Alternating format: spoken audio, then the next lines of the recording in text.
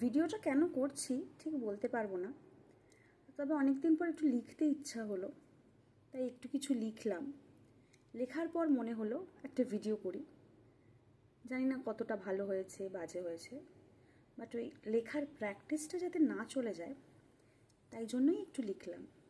খুবই ছেলে মানুষই লেখা, সাহিত্যিক বা কাব্যিক লেখা নয়, কিছুটা মনের ভাব আর কিছুটা লেখার অভ্যেস থেকেই লিখলাম, পড়ছি।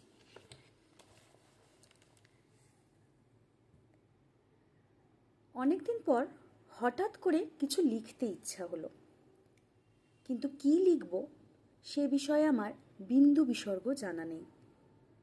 কোথাও একটা পড়েছিলাম কলমের জোর নাকি অনেক বেশি, সেই ভরসাতেই লিখেছি কিন্তু আমি। পাক্কা 8 দিন হলো জীবনের রুটিনে একটা বড়সড় বদল এসেছে।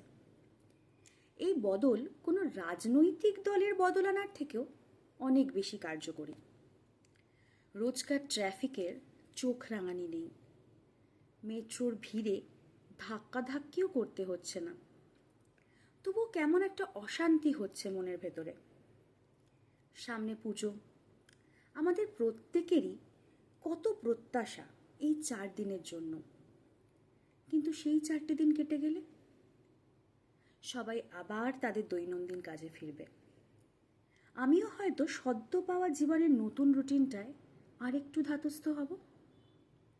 তবে যে জিনিসটা বদলাবে না সেটা হলো একটা নতুন সুন্দর দিন দেখার আশা।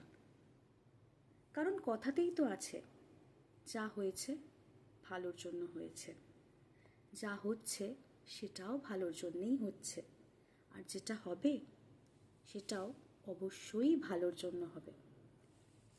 এটুকুই লিখলাম। ওই লেখার প্র্যাকটিসটা আমি ছাড়তে চাইনি। লেখার লোভ। যদি ভালো লাগে জানালে খুব খুশি হব, খারাপ লাগলে জানাতে হবে না। ইচ্ছা হয়েছে লিখেছি, ভিডিও করেছি। বাই।